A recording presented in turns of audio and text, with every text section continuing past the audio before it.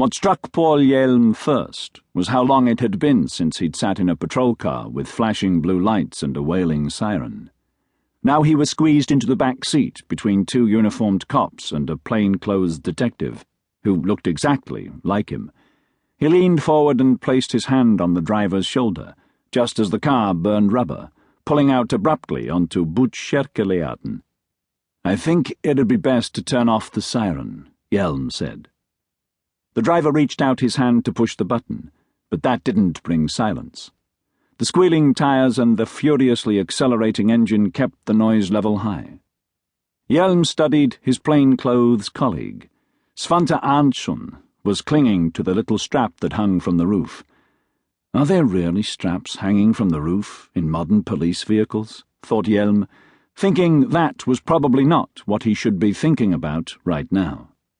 Then he thought about the fact that he often thought things that he shouldn't be thinking, which just made him think about them all the more. It was only a month since Arnsson had climbed unharmed out of a demolished police cruiser on Tiggerenswagen after an absurd high-speed chase down in the Fitja industrial area. Now Arnsson laughed faintly as the car flew across the busy freeway at Fitjamotet, careened to the left through the long curve towards Slagsta, and past the intersection. Tiggerenswagen stretched off to the right. Arnsson kept his slightly rigid gaze fixed on the left. After that, he relaxed just a bit. Hjelm thought he was seeing exactly what his partner saw, and feeling exactly what he felt. After almost 7 years of working closely together in one of the country's toughest police districts, they knew each other inside and out, and yet he realized that what they actually knew about each other was minuscule. Was that really all he had learned? Hjelm felt completely empty. That was why he had stepped into his colleague's fleeting terror, to escape from himself for a moment. The day had started in the worst imaginable way. The bedroom was utterly suffocating. The early spring sun had played over the blinds for a while, trapping the stuffiness.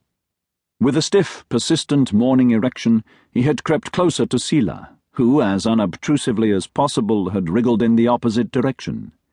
He didn't notice, refused to notice, crept closer with his stubborn, stifled urgency, and she slipped away, inch by inch, until she suddenly got too close to the edge of the bed and fell to the floor.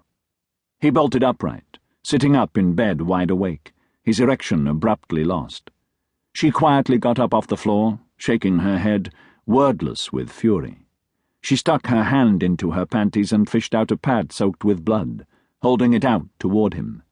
He gave a slight grimace that was both apologetic and filled with disgust. Then they noticed that Dana was standing in the doorway, a look of obvious horror on his pimply 14-year-old face. He ran off.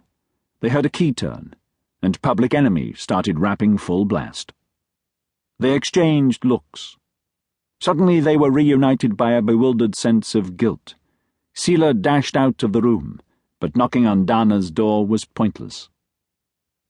Then they were sitting at the breakfast table. Tova and Dana had left for school. Dana hadn't eaten any breakfast, hadn't uttered a word, hadn't exchanged a glance with any of them. With her back to Paul, Sila said, looking at the sparrows on the bird feeder outside the window of their row house in Norsborg, "You've witnessed 2 births. Why the hell are you still disgusted by a woman's bodily functions?" He felt completely empty. The car passed the Slagsta allotment gardens on the right and the Brunnar school on the left.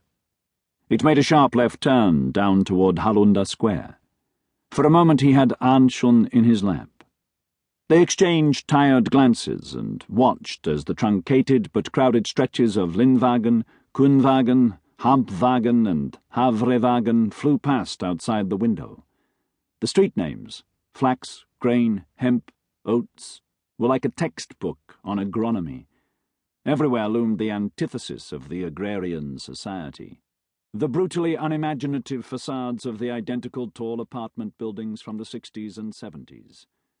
A breeding ground, thought Hjelm, without understanding what he meant.